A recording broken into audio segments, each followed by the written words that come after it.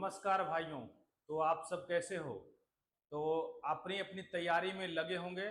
और जैसा कि आप लोग को मालूम होगा कि मेरा करंट अफेयर का एपिसोड और चल रहा है। और आज हमारा 672 नंबर का एपिसोड है। तो अगर आप पीछे का नहीं देखे हैं तो जाकर के उसको देखिए। देखने के बाद अपनी कॉपी में नोट करिए। नोट करने के बाद उसको रिवीजन करिए, तब नौकरी मिलेगी, अन्यथा नौकरी भूल जाइए। ये सत्य बात है। तो आज one stop solution series proper चल रहा है, बेहतरीन तरीके से चल रहा है। और यहाँ पे करेंट अफेयर के साथ साथ आपको स्टैटिक जीके भी क्लियर हो जाएगा। जो देख रहे हैं, रेगुलर फॉलो कर रहे हैं, उनको मालूम है। और जो नहीं फॉलो कर रहे हैं, फॉलो करना शुरू कर दीजिए।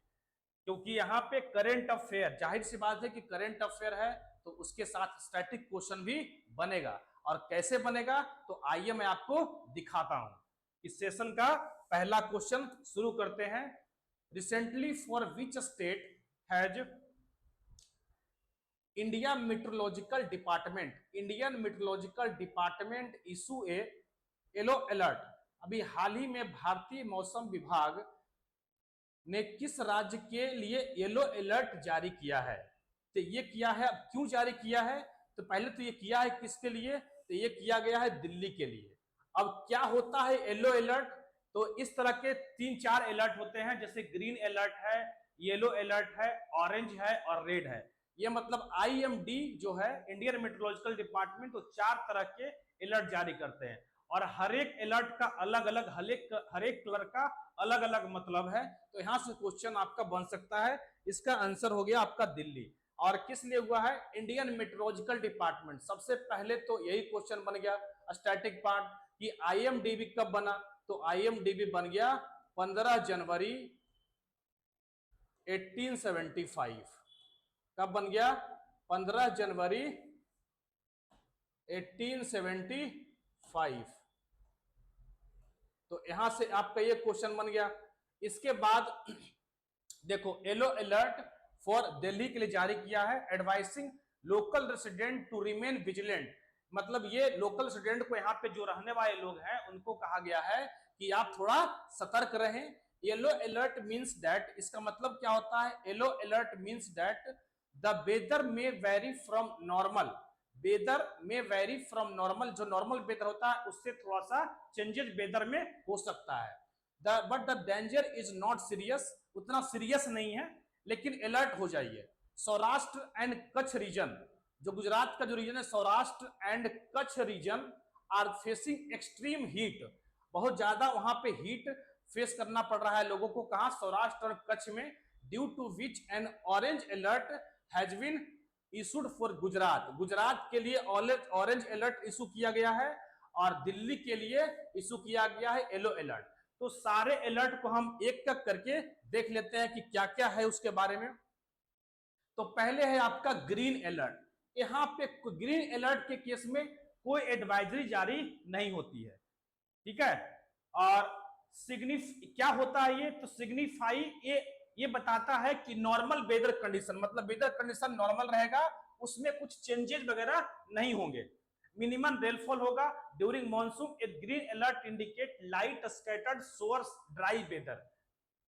और येलो अलर्ट मतलब ग्रीन अलर्ट में कुछ चेंजेस नहीं होगा, जैसा मौसम है अब वैसा ही रहेगा। और इसके बाद होता है सबसे जो लेस इंपैक्टेबल होता है, जो सबसे कम खतरे वाला होता है, लेस डेंजर, वो ग्रीन अलर्ट होता है। ग्रीन अलर्ट में मतलब डेंजर होता ही नहीं है। इसके बाद हो गया yellow alert.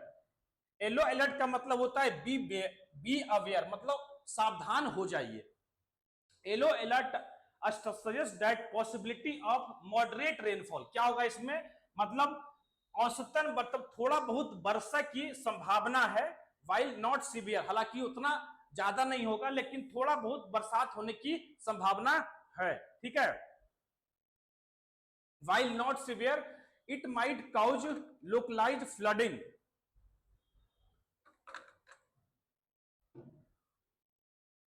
It might cause localized flooding in low-lying area. Low-lying area disrupt outdoor activities. Outdoor activities, जाहिर सी बात है कि बाहर बारिश होगी तो आउटडोर एक्टिविटीज होगी तो डिस्टर्ब कर सकता है। नेक्स्ट है ऑरेंज अलर्ट, ऑरेंज का मतलब तैयार हो जाइए, be prepared when IMD forecast heavy rainfall exceeding. अब देखो ये आईएमडी फोरकास्ट करता है ये कि एक्सीडिंग, जो मतलब वर्षा के जो 115.6 मिलीमीटर से लेकर के 204 मिलीमीटर, मतलब 24 घंटे के अंदर 115.6 मिलीमीटर से 204.4 मिलीमीटर के बीच वर्षा होती है तो ऑरेंज अलर्ट जारी किया जाता है 24 आवर के अंदर। An orange alert is issued. This signifies the heightened of risk of flooding in streams and low-lying areas. Disruption to transportation.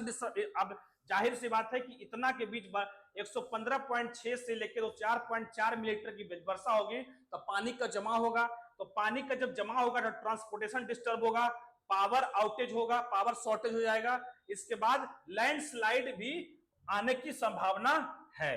तो ये हो गया आपका ऑरेंज अलर्ट। सबसे जो खतरनाक जो डेंजर अलर्ट होता है वो होता है रेड अलर्ट।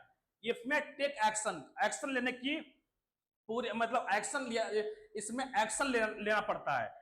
और एक्शन क्या लेना पड़ता है? The most severe category red alert, मतलब ये क्या हो गया? मोस्ट सीवियर कैटेगरी, मतलब सबसे खतरनाक श्रेणी यही होता है। A red alert indicate extremely heavy rainfall, extremely heavy rainfall exceeding कितना हो जाएगा इसका? कब मतलब 204.55 मिलीमीटर से वर्षा बढ़ जाती है, मतलब 204.55 मिलीमीटर 24 घंटे के अंदर 204.5 मिलीमीटर से वर्षा अगर बढ़ जाती है तो ये उछ रहा जाता है कहां पे? रेड अलर्ट जोन में। इसके कारण क्या होगा? इसके कारण होगा कि लाइफ प्रॉपर्टी, जान माल की क्षति होगी, वाइड स्प्रेड फ्लडिंग, मतलब फ्लडिंग बाढ़ आ सकती है, डिसरप्शन ऑफ एसेंशियल सर्विसेज, जो जरूरी की जो जरूरी सर्विसेज है, एसेंशियल सर्विसेज है, एसेंशियल सर्विसेज है उसको डिसरप्ट किया जाएगा, डिसरप्ट हो जाएगा, और इवैक्यूएशन ऑर्डर बिकम लाइकली, वहां से किसी एरिया से क्या करेंगे? लोगों को इवैक्यूएट किया जाएगा।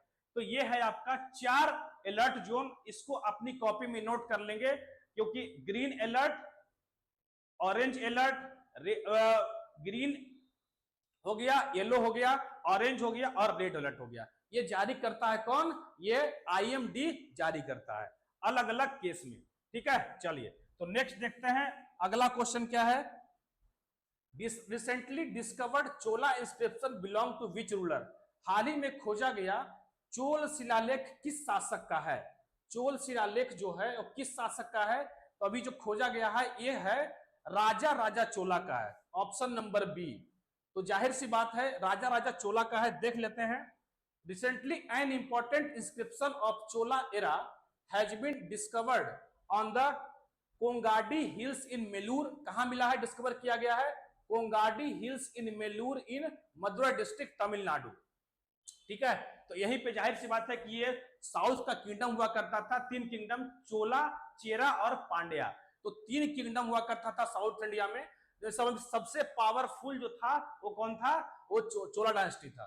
तो उसी का यहाँ पे क्या मिला है? उसी का यहाँ पे इंस्क्रिप्शन, चोला इंस्क्रिप्शन अभी खोजा गया है। तो किसका है ये है आपका which date back to around 1000 AD. This inscription was erected by Rajendra Chola, Raja Raja Chola. This inscription was erected by किसका था? राजा राजा चोला का था। It gives the title Raja Raja Mummudi Chola to the ruler. ठीक है, तो अब चोला भैया, अब चोला क्या है? अब चोला न्यूज में है, चोल डायनेस्टी न्यूज में है, तो आपके एग्जाम में चोल डायनेस्टी से सवाल बन सकते हैं। तो आइए कुछ चोल डायनेस्टी के बारे में हम फैक्ट जान लेते हैं। क्या फैक्ट है? तो ये फैक्ट है आपका अबाउट चोला। फाउंडर कौन थे? तो विजयालय चोला, जो कि फ्यूडेटरी ऑफ पल्लवा, जो कि पल्लव डायनेस्टी के क्या थे? सामंत थे। ठीक है, विजयालय चोला। विजयालय चोला ने कैप्चर किया तंजौर को, जहां पे आप जानते हैं तंजौर तमिलनाडु में एक डिस्ट्रिक्ट है तंजौर, जहां पे बृहदेश्वर टेम्पल है, उसी के नाम से सिटी जाना जाता है। तो captured Tanjore and made its capital in 850 AD, और तंजौर को कैप्चर किया और उसने अपना राजधानी बनाया 850 एडी में। ठीक है, अर्लियर कैपिटल, इससे पहले कैपिटल क्या था? इसके सबसे पहले जो कैपिटल था ये था कौन? उरायूर। कौन था? 2 कैपिटल था, एक था उरायूर और एक था आपका उरायूर जो कि फेमस कॉटन ट्रेड के लिए यहाँ फेमस था, और दूसरा बाद में फिर कैपिटल बनाया गया पुहार को। चोला इम्बलेम क्या था? चोला का जो इम्बलेम है वो क्या था? टाइगर था। राजा राजा प्रथम, राजा राजा सबसे सबसे जो चोला के जो सबसे स्ट्रॉन्ग रूलर थे कौन थे? राजा राजा प्रथम वन, जो कि कब से कब तक राज किया? तो 985 से 1014 एडी तक उन्होंने राज किया, और इन्हीं को बोला जाता है अरुमोली वर्मन। चोला राजा राजा प्रथम का जो निक नेम है वो अरुमोली वर्मन है, और इन्होंने तंजौर में जो लॉर्ड शिवा का टेम्पल है, बृहदेश्वर टेम्पल का निर्माण करवाया था। इसी का बेटा राजा राजा प्रथम का बेटा फिर से चोल डायनेस्टी का शासक बनता है, राजेंद्र प्रथम। ये किसका टाइम पीरियड क्या है? 1014 से 1044, ठीक है। और इन्हीं को बोला जाता है गंगाई कोंडा चोलापुरम, क्योंकि इसने पहली बार कोई साउथ इंडिया का पहला रूलर था जो गंगा को क्रॉस करके किसी अटैक किया था किसी दूसरे डायनेस्टी पे। और कौन था? तो कहां अटैक किया था? तो महिपाल पर अटैक किया था। उसमें पाल वंश का एक रूलर हुआ करता था महिपाल। तो गंगा को क्रॉस करने के बाद महिपाल को हराया था, और इसीलिए इनको बोला गया, अपने आप को बोले कि गंगाई कोंडा चोलापुरम, और इसी नाम से एक शहर भी बसाया था इन्होंने साउथ इंडिया में, ठीक है। और इन्हीं को बोला जाता है, राजेंद्र प्रथम को बोला जाता है पंडिता चोलम मुंडी कोंडम। पंडिता चोलम भी इन्हीं का और भी नाम है, पंडिता चोला इन्हीं को बोलते हैं, और मुडी कोंडम भी इन्हीं को बोलते हैं। तो ये कुछ फैक्ट है जो चोला डायनेस्टी के बारे में है, जो न्यूज में है। तो हो सकता है कि चोल डायनेस्टी न्यूज में रहा है, तो हो सकता है कि आपसे क्वेश्चन चोल डायनेस्टी के बारे में पूछ ले, ठीक है। चलिए नेक्स्ट देखते हैं अगला क्वेश्चन।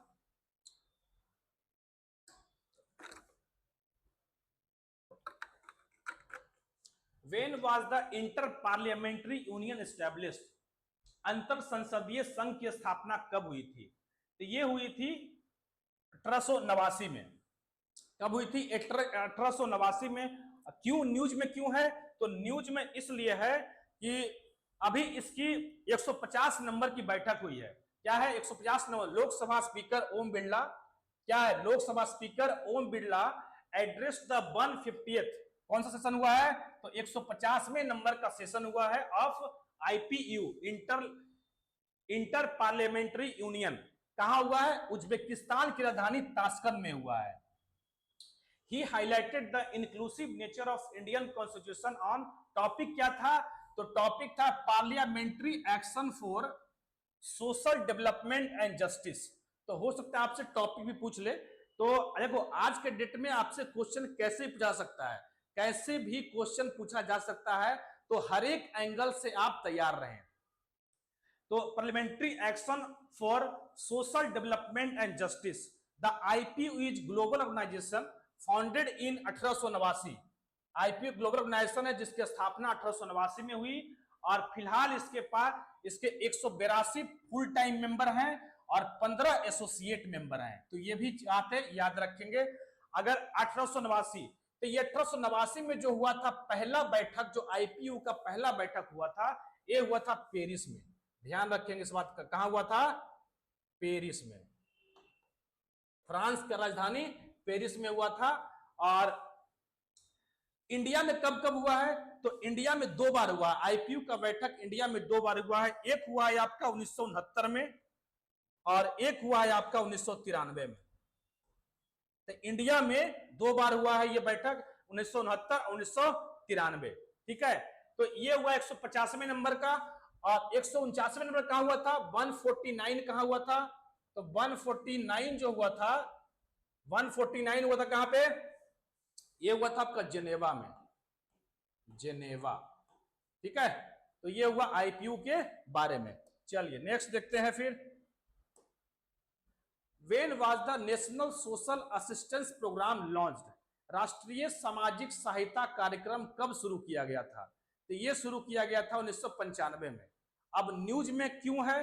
तो न्यूज में इसलिए है कि अभी अभी parliamentary standing committee on rural development, parliamentary standing committee on rural development and Panchayati Raj has presented report on impact of national social assistance programme. मतलब एक रिपोर्ट प्रेजेंट किया गया है, इसके द्वारा parliamentary rural development Panchayati Raj के पार्लियामेंट्री स्टैंडिंग कमेटी के द्वारा एक रिपोर्ट पब्लिश किया गया है। उस रिपोर्ट का नाम है, और रिपोर्ट में यह बताया गया है कि नेशनल सोशल असिस्टेंस प्रोग्राम, इस प्रोग्राम की वजह से समाज पे, इस प्रोग्राम की वजह से लोगों पर कितना प्रभाव, कितना इफेक्ट हुआ है, लोगों को कितना प्रभावित किया गया है, मतलब इससे लोगों को कितना फायदा मिला है। On poor and destitute people in village, the report has made recommendation for increasing the budget. और इस रिपोर्ट में किया गया है कि ये रिकमेंड किया गया है कि बजट बढ़ाने की बात कही गई है, क्योंकि इसके लिए जो बजट अलॉट होता है उस बजट को बढ़ाने की बात कही गई है। और इम्प्लीमेंटेशन ऑफ द प्रोग्राम, इस प्रोग्राम को और बेहतरीन तरीके से इंप्लीमेंट करने की बात कही गई है। तो ये है आपका, और इसलिए तो आप देख लीजिए इसके कि अब नेशनल सोशल असिस्टेंस प्रोग्राम, तो इसको मैं छोड़ कैसे सकता हूं, ठीक है, क्योंकि यहां से तो क्वेश्चन बनेगा ही बनेगा। तो आइए देखते हैं इसके बारे में क्या है। लॉन्च कब लॉन्च हुआ ये, तो सबसे पहले स्कीम है भैया, तो स्कीम तो आपको पता होना चाहिए कि स्कीम कब लॉन्च हुआ, 15 अगस्त 1995 को ये स्कीम लॉन्च हुआ था। और क्वेश्चन ऐसे ऐसे देखो, क्वेश्चन पूछने का तरीका अलग अलग हो सकता है। ऐसे पूछ सकता है कि कब लॉन्च हुआ, तो लॉन्च हुआ 15 अगस्त 1995 को। अगर ये डेट नहीं पूछ के आपसे पूछेगा कि कौन से 5 ईयर प्लान में ये स्कीम लॉन्च हुआ था, तो उसका भी आंसर आपके पास होगा, क्योंकि आप हमारी वीडियो को देख रहे हैं। तो देख रहे हैं तो 8वां 5 ईयर प्लान, ठीक है, 8वां 5 ईयर प्लान में इस स्कीम को लॉन्च किया गया था। इट एम्स टू फुलफिल, इसका एम क्या है, तो it aims to fulfil the provision outline in the article 41 and 42, मतलब आर्टिकल 41 और 42 के अंदर जो भी प्रोविजन है उसको टारगेट करना है, उसको कंप्लीट करना है। अब आर्टिकल 41 और 42 आपको पता होना चाहिए, क्योंकि संविधान के डीपीएसपी का ये हिस्सा है। तो एडमिनिस्टर, इसको नोडल मिनिस्ट्री कौन है, मतलब इसका देख रेख किसके कंट्रोल में है, तो ये मिनिस्ट्री ऑफ रूरल डेवलपमेंट के कंट्रोल में है। और ये सेंट्रली स्पॉन्सर्ड, मतलब ये पूरी तरीके से क्या है, सेंट्रली स्पॉन्सर्ड स्कीम, मतलब जिसमें जो भी फंडिंग जाएगा, जो भी फंड रिलीज होगा वो सारा का सारा कौन देगा, सेंट्रल गवर्नमेंट देगा। तो ये है आपका एनसैप के बारे में। चलिए तो नेक्स्ट देखते हैं अगला क्वेश्चन।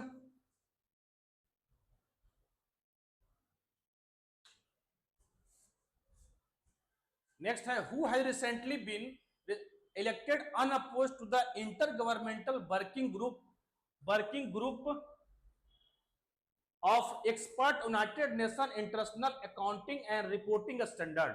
हाल ही में संयुक्त राष्ट्र अंतरराष्ट्रीय लेखा एंड और रिपोर्टिंग मानकों ISAR पर विशेषज्ञों के अंतर सरकारी समूह के लिए किसे निर्विरोध चुना गया है।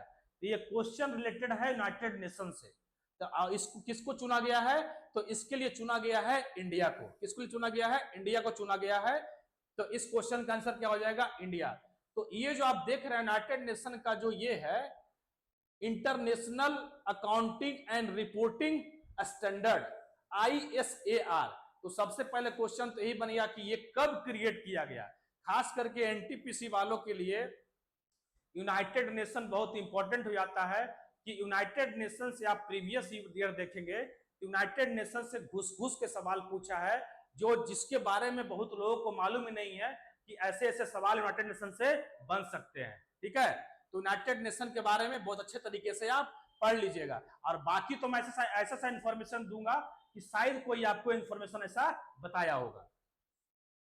तो यूनाइटेड नेशन ये कब बना, तो ये बन गया, ये विंग जो है रेडी हुआ बन के 1973 में, 1973 में ये बन के तैयार हुआ। ठीक है, चलिए ये क्वेश्चन यहीं से बन गया।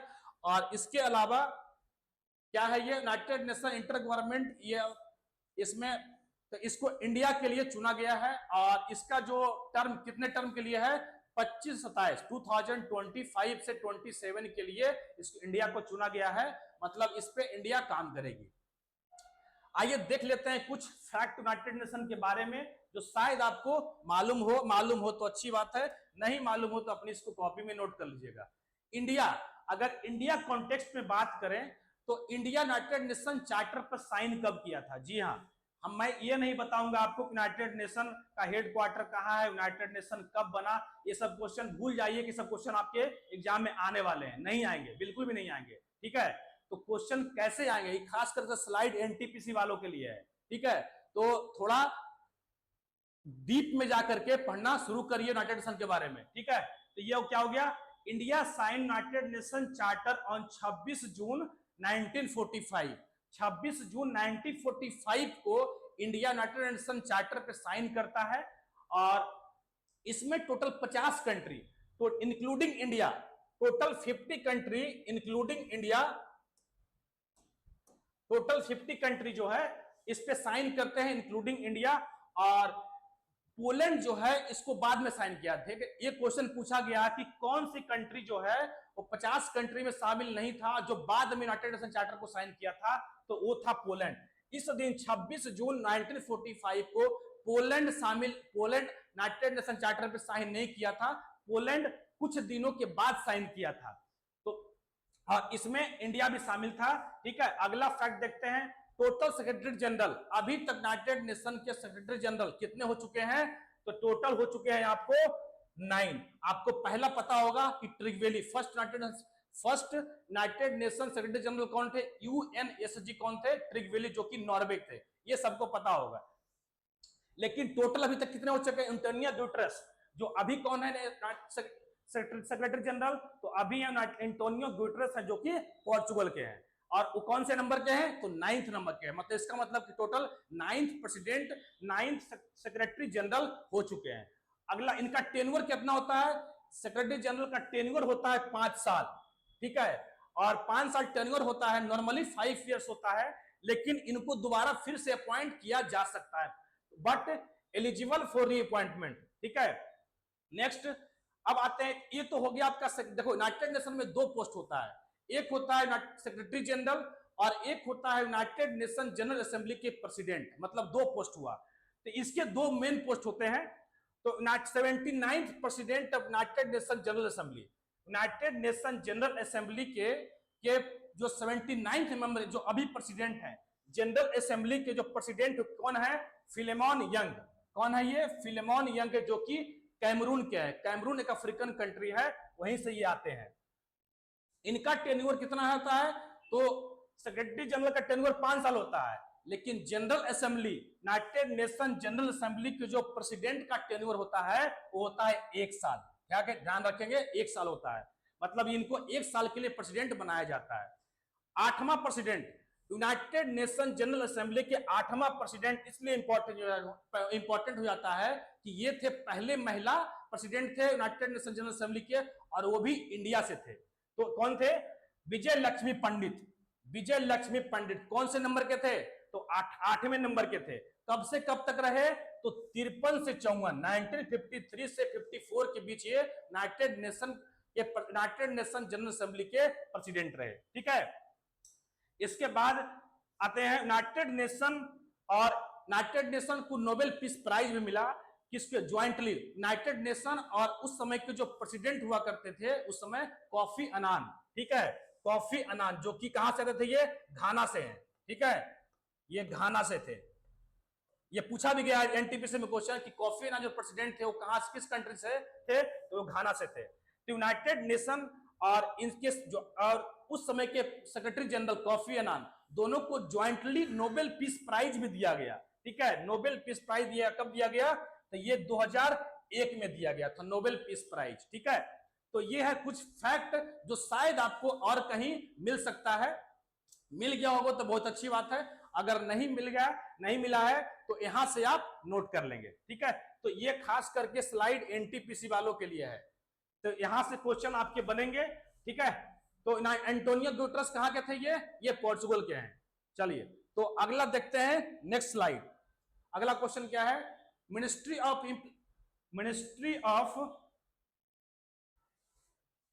पोषण पखवाड़ा पहल को लागू करने के लिए कौन सा मंत्रालय जिम्मेदार है, तो यह है आपका पोषण पखवाड़ा को लागू करने के लिए कौन सा मंत्रालय जिम्मेदार है, तो यह है ministry of women and child development. इसके मिनिस्टर जानते चले, इसके मिनिस्टर कौन है, तो यह है अन्नपूर्णा देवी, अन्नपूर्णा देवी। ठीक है, क्या है, government of India on April 8 2025 launch the 7th edition, कौन सा एडिशन है, 7th edition of the nation wide nutrition fortnight, मतलब पोषण पखवाड़ा 7th एडिशन है ये, which will run from 8 to 22 April, मतलब ये कब से कब चलेगा, 8 अप्रैल से लेकर के 22 अप्रैल तक ये पोषण पखवाड़ा चलेगा। It was inaugurated by the union minister of state for women and child development Shrimati, ये स्टेट वाले हैं, ठीक है, ये स्टेट मिनिस्ट्री ऑफ स्टेट है, ये मिनिस्ट्री ऑफ स्टेट है, मतलब ये कैबिनेट का हिस्सा नहीं है, ठीक है। और ये है आपके मेन, ये जो आपके अन्नपूर्णा देवी जो है ministry of women and child development, और ये मिनिस्टर ऑफ स्टेट है, कौन है, सविता ठाकुर, सावित्री ठाकुर। चलिए तो नेक्स्ट देखते हैं, recently biomass satellite mission will be launched by which space agency, हाल ही में बायोमास सैटेलाइट मिशन किस अंतरिक्ष एजेंसी द्वारा लॉन्च किया गया, ये लॉन्च किया गया है यूरोपियन स्पेस एजेंसी के द्वारा, ठीक है, ESA, यूरोपियन स्पेस एजेंसी। ये कौन कहां का है, तो ये है आपका रसिया का, ये रसिया का जो स्पेस एजेंसी है उसको बोलते हैं रॉसकॉस्मोस। नासा तो आपको पता ही होगा, USA, और इसरो भी आपको पता होगा, अगर नहीं पता है तो बहुत अच्छा बात नहीं है, ठीक है, तो इसरो इंडिया का है, ये तो आपको पता ही होना चाहिए, अगर नहीं है तो आप पे देशद्रोह का मुकदमा लगाना चाहिए, ठीक है। चलिए jokes apart, European space agency will launch the, बाकी हालांकि आप अगर चीजों का अगर आप डेली करंट अफेयर पढ़ रहे हैं तो सब आपको पता होगा।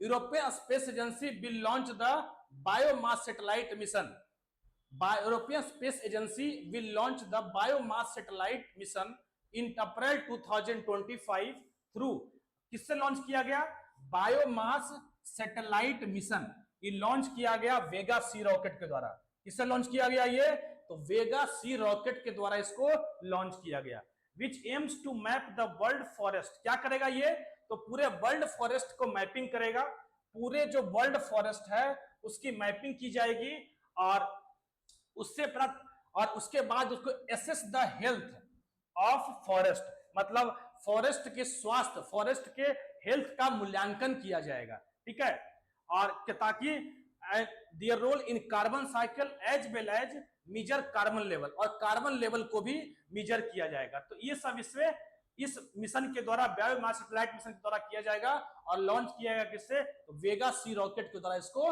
लॉन्च किया गया। कौन लॉन्च किया, ESA। अभी आपको पता होगा कि सुनीता विलियम्स अभी इंटरनेशनल स्पेस स्टेशन से इंडिया से वापस धरती पर आ चुकी हैं, तो इंटरनेशनल स्पेस स्टेशन बहुत न्यूज में रहता है, तो इसके बारे में आप जान लीजिए कि इंटरनेशनल स्पेस स्टेशन है क्या। ये इंटरनेशनल स्पेस स्टेशन जो है ये अर्थ के चारों ओर घूम रही है, अर्थ के चारों ओर चक्कर लगा रही है, और इसका जो लॉन्च हुआ था कब, ये लॉन्च डेट जो है 20 नवंबर 1998, 20 नवंबर 1998 को ये लॉन्च हुआ था, और इसका जो पेरिजी एल्टीट्यूड है कितना है, पेरिजी एल्टीट्यूड मतलब अर्थ से मिनिमम डिस्टेंस, अर्थ से मिनिमम डिस्टेंस है कितना इसका, 413 किलोमीटर।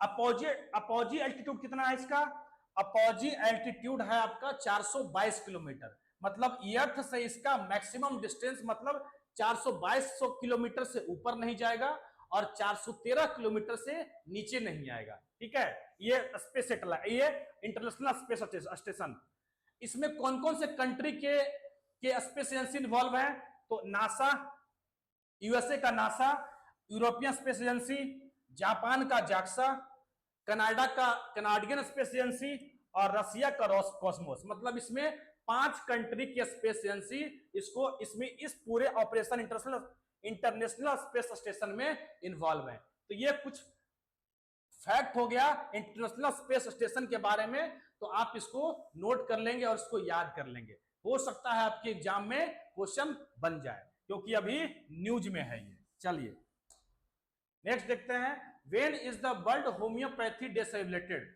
विश्व होम्योपैथी दिवस कब मनाया जाता है, ये मनाया जाता है 10 अप्रैल को। कब मनाया जाता है? विश्व होम्योपैथी दिवस 10 अप्रैल को मनाते हैं।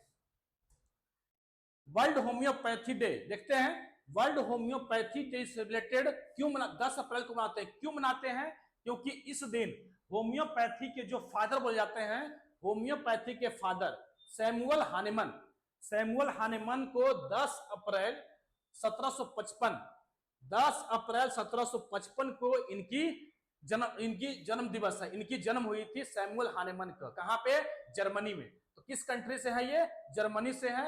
और इनको बोला जाता है सैमुअल हानेमन को या फादर ऑफ होम्योपैथी। तो इस दिन इनको जन्म हुआ था और इन्होंने introduce the concept of homeopathy concept कब दिया था इन्होंने? तो 1796 में ये होम्योपैथी का कॉन्सेप्ट दिए थे। The day was first celebrated India में। ये 10 अप्रैल को होम्योपैथी डे पहली बार कब मनाया गया था? तो 2005 में मनाया गया था भारत में। ठीक है, चलिए, तो ये हो गया आपका होम्योपैथी के बारे में। आज ये हमारा लास्ट क्वेश्चन था।